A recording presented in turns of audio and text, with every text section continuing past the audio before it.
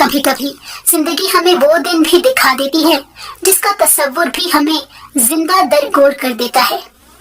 میں نے بھی کچھ ایسا ہی دیکھا تھا، مگر میں نے کسی کو زندہ ہوتے ہوئے دیکھا تھا اور پھر کبھی وہ دن نہ بھول سکی۔ آج اس واقعے کو پورے 42 برس بیت چکے ہیں، مگر ایسے لگتا ہے جیسے کل کی ہی بات ہو۔ میرا نام صفورہ ہے اور میں ایک بہت غریب گھر میں پیدا ہوئی تھی، مگر میری پیدائش کا دن بھی عام نہیں تھا، بلکہ اس دن بھی کچھ عجیب ہوا تھا جس کے بارے میں کسی نے سوچا تک نہیں ہوگا۔ اور مجھے تو یہ بات تب پتہ چلی جب میں 9 سال کی ہوئی۔ میرے ابا جوتوں کی مرمت کرنے والے موچی تھے۔ صبح سے لے کر رات دیر تک وہ اسٹیشن کے قریب بیٹھے آنے جانے والے لوگوں کے جوتے مرمت کر کے کچھ نہ کچھ کما ہی لیا کرتے تھے، مگر حقیقت تو یہ تھی کہ انہیں اپنی زندگی کی خراب گاڑی کو مرمت کرتے کرتے ساری زندگی بیت رہی تھی، مگر کچھ بھی اچھا نہیں ہوتا تھا۔ گھر میں بیٹھی بیوی سارا دن ابا کی راہ تکتی تھی کہ کب وہ واپس آئیں تو اپنے بوڑھے لاچار باپ کو سنبھالیں، کیونکہ میری اماں تو اپنے سسر کو نہیں سنبھال سکتی تھی۔ وہ پچھلے 1.5 سال سے بستر پر پڑے ہوئے تھے۔ ابا ان کو سنبھالتے اور ان کی خدمت کرتے تھے، مگر 4 مہینے پہلے ابا جہاں کام کے لیے بیٹھتے تھے وہاں آمدنی نہ ہونے کے برابر رہتی تھی۔ گزر بسر پہلے ہی بڑی مشکل سے ہوتا تھا، پھر تو جیسے کھانے کے بھی لالے پڑ گئے تو ابا نے کسی سے منت ترلا کر کے اسٹیشن کے باہر بیٹھنا شروع کر دیا۔ وہ تو چاہتے تھے کہ انہیں پلیٹ فارم پر ہی جگہ مل جائے، مگر اس کے لیے تو کافی پیسہ کھلانا پڑتا، اس لیے ابا نے اسٹیشن کے باہر چوراہے پر اپنا کام کرنا شروع کر دیا تھا۔ آمدنی تو پہلے سے بہتر ہو گئی، مگر ٹائم بہت زیادہ دینا پڑتا تھا۔ پہلے پہل تو ابا نے صبح صبح کام پر نکلنا شروع کیا تھا اور رات کو دیر سے واپس لوٹتے تھے، مگر پھر پیچھے بیمار بستر پر پڑے باپ کو دیکھنے والا کوئی بھی نہیں تھا، اس لیے صبح 9 بجے گھر سے نکلتے اور رات کو 12-1 بجے واپسی ہوتی تھی۔ اس دوران دادا اپنے کپڑے بھی گندے کر لیتے اور ٹوٹی پھوٹی چارپائی پر پرانی بچھونی کو بھی خراب کر لیا کرتے تھے، جسے روز روز دھو کے خشک کرنا پھر ان کے نیچے بچھانا ممکن نہیں تھا، اس لیے ابا نے اس کے اوپر پلاسٹک بچھانا شروع کر دیا۔ ہم ایک پسماندہ علاقے کی چھوٹے سے گھر میں رہتے تھے جو کسی زمانے میں دادا نے ایک پائی جوڑ کر خریدا تھا۔ گھر میں صرف 2 ہی کمرے تھے۔ ایک کمرے میں دادا کے پاس ابا سوتے تھے، جبکہ دوسرا کمرہ تو کسی چڑیا گھر کا منظر پیش کرتا تھا، کیونکہ وہاں پر اماں کے ساتھ ہم 7 بہن بھائی سوتے تھے۔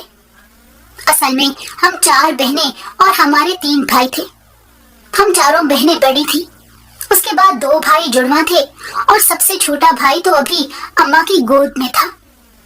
جڑواں بھائی پیدائشی طور پر بہت کمزور تھے اور ان پر ہر بیماری بہت جلدی حملہ کرتی تھی، اسی لیے وہ دونوں ہی اماں ابا کے لیے پریشانی کا سبب بنے رہتے تھے۔ میری عمر تقریباً 7 سال تھی جب دادا کو فالج کا اٹیک ہوا تھا اور ان کی بائیں سائڈ پوری طرح بیکار ہو گئی۔ ابا کے لیے بھی یہ ایک بڑا جھٹکا تھا، کیونکہ پہلے ہی گھر کے حالات بہت زیادہ خراب تھے اور گھر میں دادا کے بعد ابا کے علاوہ کوئی اور مرد بھی نہیں تھا جو دادا کو بستر پر سنبھال سکے۔ ایک کے بعد ایک آزمائش ابا اور اماں کی منتظر رہتی تھی۔ انہوں نے تو شاید زندگی میں کبھی سوچا بھی نہیں ہوگا کہ اماں کے ساتھ پسند کی شادی کرنے کے بعد زندگی کون سی آزمائشوں میں مبتلا کر دے گی کہ دونوں بس زندگی کے گرداب میں الجھ کر رہ جائیں گے۔ میرے ابا اپنے ماں باپ کے اکلوتے بیٹے تھے۔ ماں باپ کا تعلق بھی غریب طبقے سے تھا، مگر اپنی اولاد کے لیے انہوں نے بہت کچھ سوچا تھا، بے شمار خواب اپنی آنکھوں میں بسائے تھے۔ اپنے اکلوتے بیٹے کو پڑھا لکھا کر ایک بڑا آدمی بنانا چاہتے تھے، مگر زندگی نے کبھی انہیں اپنے حالات کو سدھارنے کا موقع ہی نہیں دیا۔ بچے کو پڑھانا لکھانا تو دور کی بات تھی۔ جب میرے ابا اسکول جانے کی عمر کو پہنچے تو دادا نے اس پسماندہ علاقے سے کافی دور بنے ہوئے ایک سرکاری اسکول میں ابا کو داخل کروا دیا تھا اور اپنی بوسیدہ حال سائیکل پر اپنے اکلوتے بیٹے کو اسکول چھوڑنے بھی جاتے تھے اور واپس لینے بھی آتے تھے۔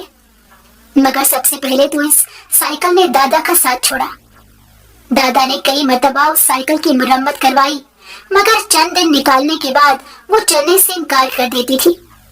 मगर दादा ने हिम्मत नहीं हारी और अपने एक दोस्त की साइकिल पर अब्बा को लाने और ले जाने लग गए।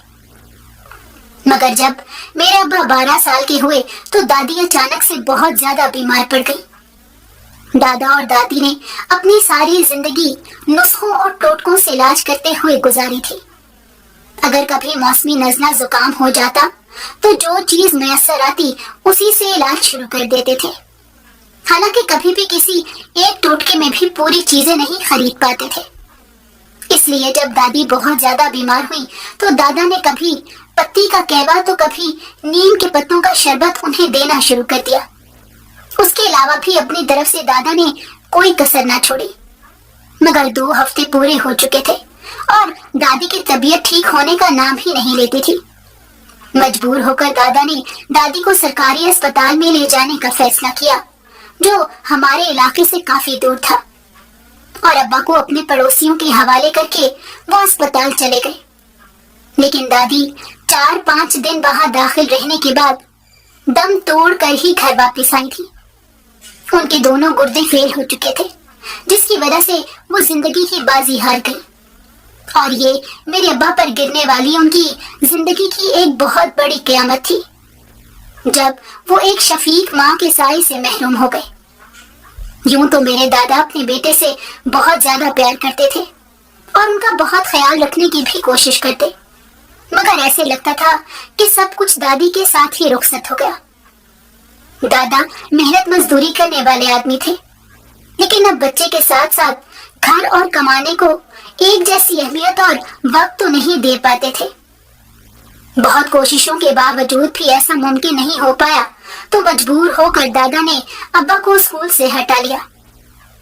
वो उस वक्त 5वीं क्लास में थे और इम्तिहान दिए बगैर ही दादा ने उन्हें स्कूल से हटा लिया था। जब आगे पढ़ने के कोई आसार ही नजर नहीं आ रहे थे तो इम्तिहान दिलवाकर क्या हो जाता, यही सोचकर दादा ने ये कदम उठाया था और फिर अब्बा को अपने साथ साथ रखने लगे। ऐसे ही दादा के साथ यहाँ से वहाँ रुलते हुए अब्बा जवान हुए थे और अब्बा ने जूतों की मरम्मत का काम दादा से सीखा था, जो वो गुज़िश्ता 5 बरस से कर रहे थे।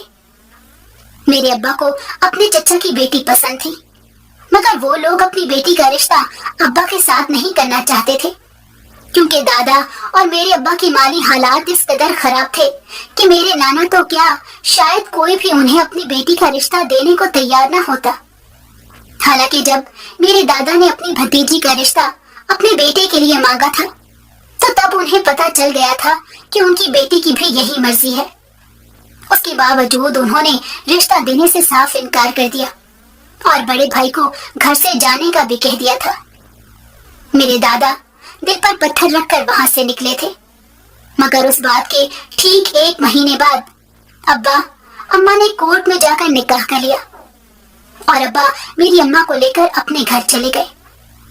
दादा ने तो उन दोनों के रिश्ते को दिलो जान से कबूल कर लिया, क्योंकि वैसे भी अम्मा दादा की सगी भतीजी थी। लेकिन अम्मा के घर वालों ने ना तो अपनी बेटी को माफ किया और ना ही इस शादी को कबूल किया था, और फिर कभी पलटकर अपनी बेटी की खबर ही नहीं ली। यहाँ तक कि जब मेरे दादा को फालिज का अटैक हुआ था तब भी अम्मा के घर से कोई भी नहीं आया था। हालांकि उनका रिश्ता सिर्फ अम्मा की वजह से तो इस घर से नहीं जुड़ा था, क्योंकि वो तो दादा के सगे भाई थे। बड़ी मुश्किलों से जिंदगी की गाड़ी को अब्बा अकेले धक्का लगा रहे थे। यके बाद दीगरे 7 बच्चों की पैदाइश ने तो जैसे अब्बा की कमर ही तोड़ दी थी, और अम्मा अपने हालात और सेहत की खराबी का सारा गुस्सा हम सब बहन भाइयों पर निकालती थी। हमें से कभी किसी की कमबख्ती आ जाती थी तो कभी किसी की। बहनों में मेरा नंबर दूसरा था, इसलिए छोटे बहन भाइयों को संभालना भी हम दोनों बहनों के जिम्मे था। खास तौर पर दोनों जुड़वा भाइयों को ज्यादातर मैं संभालती थी। शुरू में तो मुझे बड़ी मुश्किल होती, लेकिन फिर जैसे मुझे उन दोनों की आदत हो गई थी। वो दोनों ही ठीक से चल फिर नहीं पाते थे, थोड़ा सा चलते तो उनका सांस फूलने लगता था। اس لیے میری کوشش ہوتی تھی کہ میں انہیں کھیلنے اور دوڑنے نہ دوں، کہ ان کی طبیعت خراب ہو گئی تو پریشانی الگ ہوگی اور دواؤں کا خرچہ بھی بڑھ جائے گا۔ ہمارے وقت اور حالات نے ہمیں عمروں سے کافی بڑا کر دیا تھا۔ میں 12 سال کی تھی، مگر میری سمجھ بوجھ بھی باقی بہن بھائیوں سے زیادہ تھی اور قد کاٹھی بھی، اسی لیے میں سب سے بڑی لگتی تھی اور کوئی مجھے دیکھ کر کہتا ہی نہیں تھا کہ میں 12 سال کی ہوں، بلکہ اکثر لوگ تو سمجھتے کہ میں 15-16 سال کی ہو چکی ہوں۔ ہم دونوں بہنیں جتنا ممکن ہو سکتا تھا گھر کے کام بھی کرتی تھیں، کیونکہ اماں بیمار رہنے لگ گئی تھی، وہ کمزور بھی بہت تھی۔ مگر جب سے چھوٹے بھائی کی پیدائش ہوئی تھی تو اماں کا سانس بھی بہت جلدی پھولتا تھا اور دل کی دھڑکن بھی تیز رہنے لگی تھی۔ ڈاکٹر کہتے تھے کہ اماں کو خون کی کمی ہے، اچھی خوراک اور کچھ دوائیں کھانے سے وہ ٹھیک ہو سکتی ہیں، مگر گھر میں مسائل ہی اتنے زیادہ تھے کہ اماں اور ابا نے کبھی اپنی طرف توجہ ہی نہیں دی، جس کا نتیجہ یہ نکلا کہ آہستہ آہستہ اماں کی بیماری بھی بڑھتی جا رہی تھی۔ خون کی کمی کی وجہ سے انہیں چکر آ جاتے، رنگ بھی دن بدن پیلا پڑتا جا رہا تھا، جبکہ میرا سب سے چھوٹا بھائی ابھی 1.5 سال کا تھا۔ لیکن ڈاکٹر کہتے تھے کہ اگر اماں اسے فیڈ کرواتی رہی تو اور بھی کمزور ہو جائیں گی، اس لیے مجبور ہو کر اماں نے اس کا دودھ بھی چھڑوا دیا۔ اب اس کے دودھ کا بھی مسئلہ بن گیا تھا۔ ہمارے گھر میں تو چائے بھی نہیں بنتی تھی، پانی میں پاپڑ ڈبو کے ہم ناشتہ کرتے تھے۔ حالات بد سے بدتر ہوتے جا رہے تھے اور ساری کی ساری پریشانیاں ابا کے سر پر تھی۔ پہلے تو اماں نے سوچا کہ وہ لوگوں کے گھروں میں کام کرنا شروع کر دیں تاکہ کسی طرح کھانا پینا سہولت سے چلتا رہے، مگر چھوٹے بھائی کی پیدائش کے بعد تو اماں میں اتنی طاقت ہی نہیں بچی تھی کہ وہ اپنے گھر کا کام پوری طرح سے کر سکیں، اس لیے یہ ارادہ بھی ترک کرنا پڑا۔ اب میرے اماں اور ابا کسی معجزے کے انتظار میں تھے۔ اماں اکثر ایک بات بتاتی تھی کہ جب میں پیدا ہوئی تھی تو میری پیدائش کے وقت میری سیدھی کلائی پر ایک لال رنگ کا نشان تھا جو اتنا گہرا تھا، یہ دیکھ کر لگتا جیسے خون نکل رہا ہے، مگر پیدائش کے بعد جیسے جیسے وقت گزر رہا تھا وہ نشان بھی ہلکا ہوتا گیا اور 1 گھنٹے میں کافی ہلکا ہو گیا تھا۔ اماں اور ابا بڑے پریشان تھے، لیکن میری دائی نے کہا کہ یہ بچی بڑی خوش بخت ہے اور یہ عام بچوں جیسی بھی نہیں ہوگی، اس کی قسمت سے تم سب کے دن بدل جائیں گے اور یہ نشان اسی بات کی علامت ہے۔ یہ سن کر اماں اور ابا بڑے حیران ہوئے، کیونکہ انہوں نے کبھی پہلے نہ تو کسی بچے کے لیے ایسی بات سنی تھی اور نہ ہی کچھ ایسا دیکھا تھا، اور بھلا ایک نشان سے کیسے قسمت بدل سکتی ہے۔ اماں اور ابا کو اس بات پر تو بالکل بھی یقین نہیں آیا، لیکن پتہ نہیں کہ ان کے دل میں یہ امید رہ گئی کہ ان کی بیٹی کی وجہ سے حالات بدل سکتے ہیں۔ لیکن جیسے جیسے میں بڑی ہو رہی تھی حالات تو خراب سے خراب ہوتے چلے جا رہے تھے، مگر اماں اکثر یہ بات کہا کرتی تھی۔ ایسے ہی مزید وقت گزرا اور میں 16 سال کی ہو گئی۔ اماں اور ابا بھی ہم دونوں بہنوں کی شادی کے بارے میں سوچ رہے تھے۔ وہ ہم دونوں کی شادیاں جلدی کرنا چاہتے تھے، مگر ابھی کوئی بھی رشتہ نہیں مل رہا تھا، اور اماں یہ سوچ کر بھی پریشان تھی کہ اگر ہم دونوں کی شادیاں جلدی ہو جائیں گی تو گھر اور باقی بہن بھائیوں کو کون سنبھالے گا۔ لیکن جب قدرت مہربان ہو تو راستے بھی بن جاتے ہیں۔ ایسا ہی کچھ ہمارے ساتھ ہوا تھا۔ ایک دن محلے میں رہنے والی اماں کی سہیلی ہمارے گھر آئی، وہ رشتے کروانے کا کام بھی کرتی تھی۔ اس نے بتایا کہ ایک بہت اچھا رشتہ ہے، تو میں نے تمہاری دونوں بیٹیوں کی تصویریں ان کو دکھائیں۔ انہوں نے صفورہ کو اپنی بیٹی کے لیے بہت پسند کیا ہے اور وہ یہاں پر شادی کرنے کو تیار ہیں۔ اماں نے کہا کہ انہیں ہمارے گھر کے حالات بھی بتا دیتی اور یہ بھی کہ ہم کوئی جہیز وغیرہ نہیں دے سکتے، تو خالہ کہنے لگی کہ میں نے سب کچھ بتا دیا ہے، ان لوگوں کو نہ کوئی جہیز چاہیے اور نہ ہی انہیں تم لوگوں کے گھر کے حالات سے کوئی مسئلہ ہے، بلکہ تم تو سمجھو کہ دائی کی پیشن گوئی سچ ثابت ہونے والی ہے، کیونکہ یہ جس کا رشتہ صفورہ کے لیے آیا ہے بہت امیر لوگ ہیں۔ نعمان کا اپنا کاروبار ہے اور وہ دوسرے شہر میں اکیلا رہتا ہے۔ ان لوگوں نے اپنے پہلے بڑے 2 بیٹوں کی شادیاں امیروں میں کروائی تھی، مگر دونوں بہویں اچھی نہیں نکلی تو انہوں نے فیصلہ کیا کہ کسی غریب گھر کی بیٹی کو اپنی بہو بنائیں گے۔ اور تو اور وہ لوگ تم لوگوں کے حالات سن کر تمہارے شوہر کو اپنا کام کروانے کا بھی کہہ رہے ہیں، اور تم سمیت دونوں جڑواں بچوں کے علاج کی بھی ذمہ داری لیں گے۔ یہ سن کر تو اماں کے ہوش ہی اڑ گئے۔ بھلا ایسے کیسے ہو سکتا ہے؟ کہیں یہ کوئی خواب تو نہیں؟ مگر یہ حقیقت ہی تھی۔ خالہ نے اماں کو یقین دلایا تو اماں نے ان لوگوں کو گھر پر بلانے کا کہہ دیا۔ تیسرے دن ان کی فیملی ہمارے گھر آئی اور اپنی طرف سے بات پکی کر کے چلی گئی۔ وہ اپنے ساتھ کچھ پیک کی ہوئی ٹوکریاں اور تحفے بھی لائے تھے، اور انہوں نے مجھے منگنی کی انگوٹھی کے طور پر سونے کا پورا سیٹ، 4 جوڑے اور 20,000 روپے بھی دیے تھے۔ ان لوگوں کے جانے کے بعد میری بہنوں اور اماں نے ٹوکرے اور تحفے کھولے تو ان میں مٹھائیاں، پھل اور سب گھر والوں کے لیے کپڑے وغیرہ تھے۔ ہمارے گھر میں تو جیسے عید ہی ہو گئی تھی۔ اماں ابا سمیت میرے باقی سب بہن بھائی بہت خوش تھے۔ خوش تو میں بھی تھی، لیکن پتہ نہیں کیوں میرا دل ڈر رہا تھا۔ ایک تو ابھی میں صرف 16 سال کی تھی، اوپر سے وہ لوگ بہت امیر تھے جنہوں نے منگنی کے نام پر ہی اتنا کچھ ہمیں دے دیا تھا۔ ان کی برابری بھلا ہم کیسے کر سکتے تھے؟ اس بات کو لے کر تو اماں بھی پریشان تھی اور ابا بھی، کیونکہ جب وہ لوگ آئے تو ہمارے گھر میں کوئی ڈھنگ کی جگہ بھی نہیں تھی کہ انہیں بٹھایا جا سکے۔ اماں نے رشتے کروانے والی خالہ سے ادھار پیسے لے کر ان کی خاطر مدارت کے لیے تھوڑی بہت چیزیں منگوائی تھی، لیکن انہوں نے تو کسی بھی قسم کا کوئی نخرہ نہیں کیا اور بڑے اچھے طریقے سے بات کرتے رہے۔ میری منگنی پر تو اماں ابا کو یقین آ گیا کہ میں واقعی ان کے لیے خوش قسمتی کی علامت ہوں۔ اب وہ چاہتے تھے کہ میری بڑی بہن کی بھی رشتہ ہو جائے اور ہم دونوں کی شادیاں ایک ساتھ کر دی جائیں، کیونکہ میرے سسرال والوں کو بہت جلدی تھی۔ اس لیے اماں نے اپنی سہیلی سے میری بہن کے رشتے پر زور دیا۔ ایک ہفتے بعد اس کا بھی ایک مناسب گھر میں رشتہ طے ہو گیا، اور پھر مہینے بعد ہم دونوں کی شادی تھی۔ میرے سسرال والوں نے جہیز لینے سے صاف انکار کر دیا تھا، مگر انہوں نے خود میری بہن کو جہیز بنا کر دیا اور وہ اپنا سامان لے کر گھر سے رخصت ہوئی، جس پر وہ بے حد خوش تھی۔ اور شادی سے پہلے ہی میرے سسرال والوں نے اپنا وعدہ بھی پورا کیا۔ ابا کو جوتوں کی چھوٹی سی دکان کھول کر دی، میرے دونوں بھائیوں کا چیک اپ بھی کروایا، اور اماں کا بھی علاج شروع ہو گیا تھا۔ ایک مہینے میں ہمارے دن تو ایسے بدلے کہ ہمیں یقین ہی نہیں آتا تھا، اور میں بیاہ کر نعمان کے گھر چلی گئی۔ میں جس گھر میں بیاہ کر گئی تھی وہ ایک بہت بڑا بنگلہ تھا جو میں نے کبھی خواب میں بھی نہیں دیکھا تھا۔ اس بنگلے میں رہنے والوں کے دل بھی بہت بڑے تھے۔ گھر میں ساس سسر کے علاوہ میرے 2 جیٹھ اپنی بیوی بچوں کے ساتھ رہتے تھے۔ میری 3 نندیں تھیں جن کی شادیاں ہو چکی تھیں، لیکن ایک نند اپنے 2 بچوں کے ساتھ یہیں پر رہتی تھی۔ وہ 2 سال پہلے بیوہ ہوئی تھی۔ اس کے بعد میرے ساس سسر اسے بچوں سمیت یہاں لے آئے تھے۔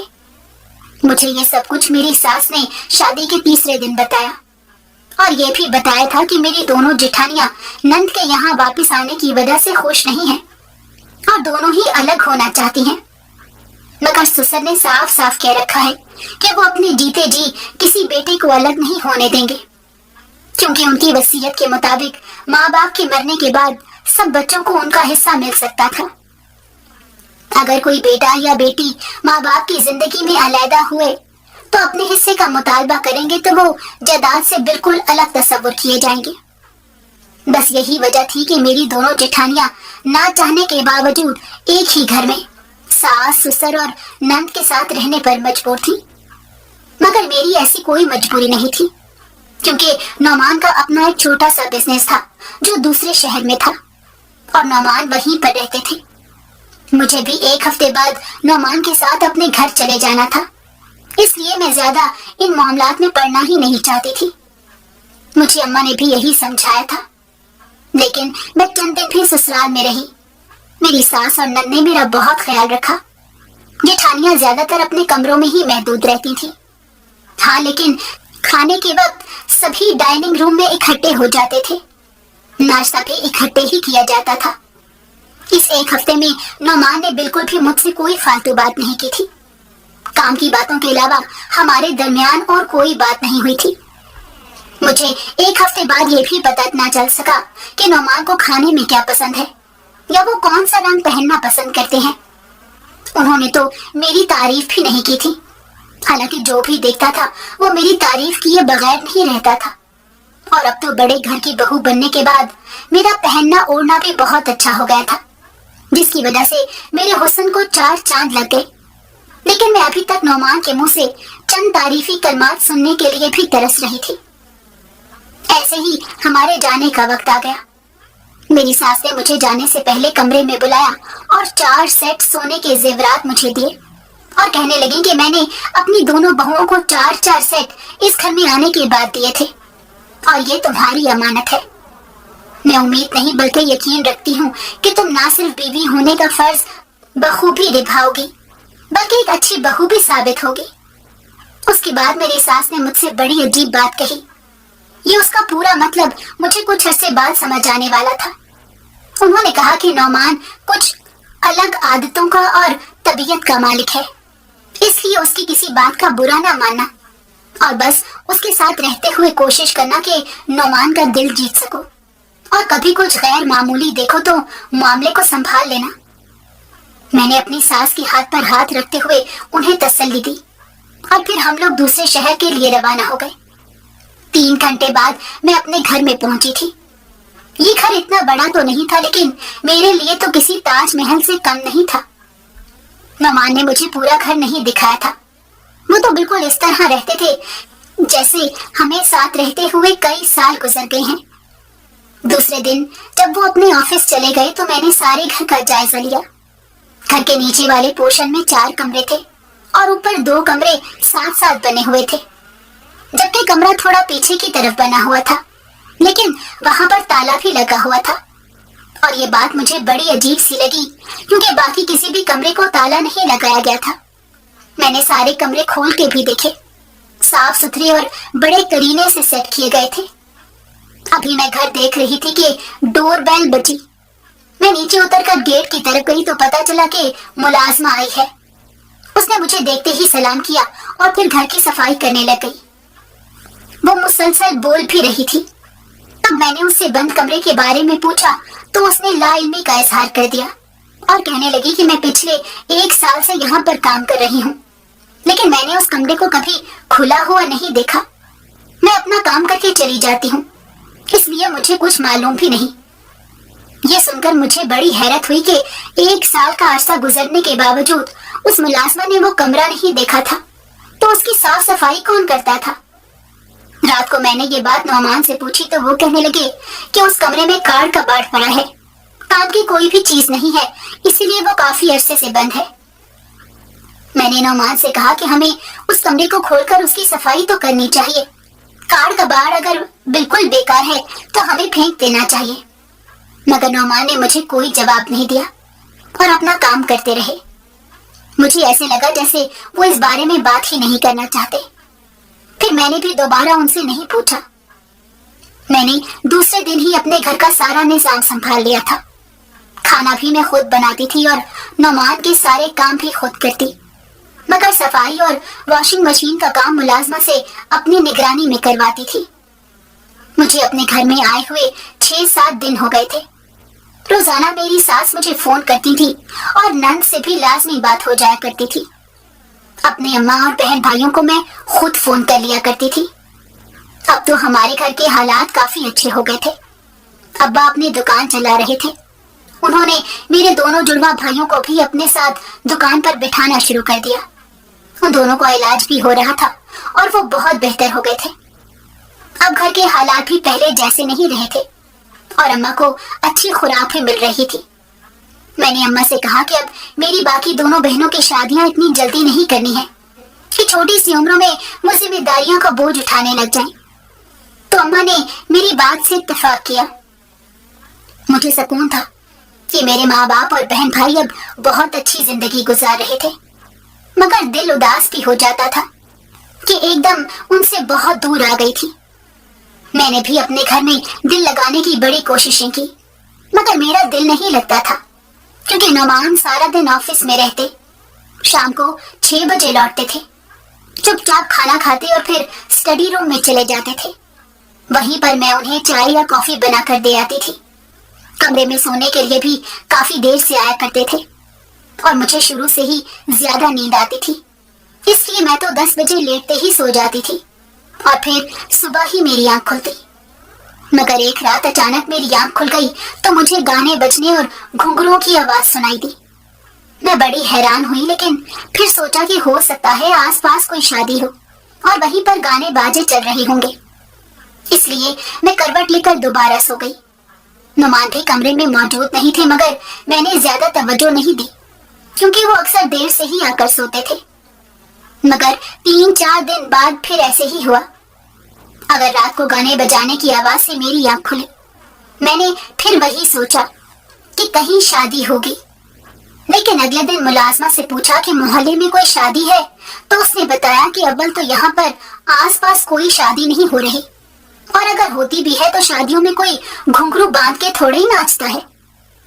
ये सुनकर मेरा भी माथा ठनक गया। बात तो वो ठीक कर रही थी, इसलिए अब मुझे तजस्सुस भी महसूस हुआ। मगर अगले 3-4 दिन सुकून से गुजर गए और फिर एक रात फिर मुझे घुंघरुओं की आवाज सुनाई दी। मगर उस दिन साथ कोई और म्यूजिक या गाना नहीं बज रहा था, सिर्फ घुंघरू छन छन कर रहे थे। मैं लेटी हुई गौर से वो आवाजें सुन रही थी। कुछ समझ नहीं आ रहा था कि आवाजें कहाँ से आ रही हैं। कभी लगता कि मेरे घर में ही आवाज आ रही है और कभी ऐसे लगता कि बहुत दूर से सुनाई दे रही है। कुछ समझ नहीं आ रहा था। मैं इसी के साथ शशोपंज में थी कि आवाज आना बंद हो गई और कुछ देर बाद नौमान भी कमरे में आ गई। मैंने उनसे पूछा कि वो अभी तक स्टडी रूम में थे, तो उन्होंने इस बात पर सर हिलाया और कंबल ओढ़ कर लेट गई। 2 दिन बाद जब मैं सो रही थी कि फिर से घुंघरुओं की आवाज आना शुरू हुई, तो मैं उठकर बैठ गई। घड़ी पर नजर डाली तो पूरे 3 बज रहे थे और नौमान भी बेड पर मौजूद नहीं थे। मैंने बाल समेटे और कमरे से बाहर निकल गई। जैसे ही कमरे से बाहर कदम रखा तो मुझे वाज़ेह तौर पर महसूस हुआ कि घुंघरुओं की आवाज तो हमारे ही घर में ऊपर के पोर्शन से आ रही है। मैं डर गई, लेकिन फिर फटाफट स्टडी रूम की तरफ चली गई। लेकिन हैरान तो तब हुई जब वहां पर नौमान भी मौजूद नहीं थे। चाय का कप भी वैसे का वैसे ही पड़ा हुआ था। घुंघरू की आवाज मुसलसल आ रही थी। मैं डरते सीढ़ियां चढ़ने लग गई। ऊपर पहुंचते ही हुए मेरा सांस खुश्क हो रहा था और माथे पर ठंडे पसीने आने लगे, क्योंकि आवाज तो उसी कमरे से आ रही थी जिस पर हमेशा ताला पड़ा रहता था। लेकिन आज तो वहां पर ताला भी नहीं था। मैं बड़ी हिम्मत करके आगे गई और जाकर दरवाजे के पास खड़ी हो गई। फिर और हिम्मत जमा करके दरवाजे पर हाथ रखा तो खुला हुआ था। मगर जैसे ही अंदर झांक कर देखा तो मेरे कदमों के नीचे से जमीन निकल गई, क्योंकि नौमान ने अपने एक पैर में घुंघरू बांध रखे थे। आंखें बंद करके गोल गोल चक्कर लगा रहे थे। ये देखकर मेरी तो चीख ही निकल गई। नौमान रुक गए, उनका इर्तिकाज टूट गया और वो हैरत से मेरी तरफ देख रहे थे। फिर एकदम से शर्मिंदा हुए और उन्होंने घुंघरू उतार के साइड पर रख दिए। मैं सब कुछ खड़ी देखती रही और नौमान वहीं कमरे में रखे सोफे पर बैठ गए। कमरा बिल्कुल साफ सुथरा था, जिसमें कारपेट भी बिछा हुआ था। कार कबाड़ नाम की तो कोई चीज ही नहीं थी और कमरे की सेटिंग को देखकर ऐसे लग रहा था जैसे उसे किसी इंटीरियर डेकोरेटर ने सजाया हो। मैं अभी तक दरवाजे के पास ही खड़ी थी। नौमान ने मुझे अपने पास आने का इशारा किया और बैठने के लिए कहा, तो मैं सोफे पर उनके बराबर बैठ गई। वो कहने लगे कि मैंने तुम्हें कोई धोखा नहीं दिया कि तुमसे अब भी कुछ छुपाता फिरूं। बस मेरा एक माजी है जिसकी यादें मेरा पीछा ही नहीं छोड़ती, और मैं उन यादों को ताजा करने के लिए ये घुंघरू पहनकर उसे महसूस करता हूँ। ये कहकर घुंघरुओं की तरफ देखने लगे और फिर बोले, उसका नाम किरण था। उसे डांस करने का बड़ा शौक था। वो कथक की क्लासें लेती थी। हम दोनों एक ही कॉलेज में पढ़ते थे। मुझे उससे मोहब्बत थी और वो भी मुझसे मोहब्बत करती थी। कॉलेज के बाद जब कथक डांस की क्लासें लेने जाती तो मैं उसे छोड़ने भी जाता था और लेने भी जाया करता था। उसके घर वालों को भी हमारी दोस्ती के बारे में मालूम था और हम दोनों शादी का इरादा भी कर चुके थे। मैं इससे पहले कि अपनी फैमिली को रिश्ते के लिए किरण के घर भेजता, एक दिन अचानक कथक क्लास से वापसी पर रास्ते में हमारी गाड़ी का एक्सीडेंट हो गया, जिसमें उसकी जान चली गई और मैं जिंदा बच गया। हालांकि गाड़ी ड्राइवर चला रहा था, मगर फिर भी मुझे ऐसा लगता है कि जैसे मैं ही उसका कसूरवार हूँ। ये वाकया आज से 3 साल पुराना है। मेरे घर वाले भी इसके बारे में जानते हैं कि किरण के बाद मैं कैसे जिंदगी से दूर हो गया था। मैंने सब कुछ छोड़ दिया था और अपने कमरे में ही पड़ा रहता था। अम्मा अब्बा मुझे कितना समझाते मगर मैं अपने दुख से उभरता ही नहीं था। फिर जब मेरी बहन बेवा हो के वापस आई तो उससे और उसके बच्चों को देखते हुए मैंने हिम्मत की, क्योंकि मेरे दोनों बड़े भाई तो अपनी ही बहन से नजरें फेरने के इरादे करके बैठे हुए हैं। भाभियां तो नंद और उसके बच्चों को बिल्कुल बर्दाश्त नहीं करती।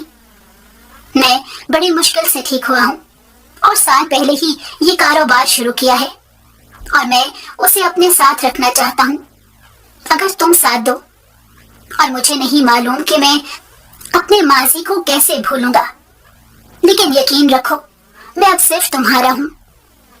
ये कहते हुए मुसलसल नुमान की नजरें झुकी हुई थी और वो बड़े धीमे धीमे लहजे में बोल रहे थे। मैं सब कुछ सुनकर बेहद हैरान थी, लेकिन पता नहीं क्यों एक यकीन मेरे अंदर उतर रहा था। मैंने धीरे से नुमान के हाथ पर हाथ रखा और कहा कि जब आप मेरे हैं तो आपकी हर याद और उस याद से जुड़ी हर शय और रिश्ता भी मेरा है। मैं आपकी मोहब्बत की कदर करती हूँ और हमेशा आपके साथ हूँ, हर मामले में।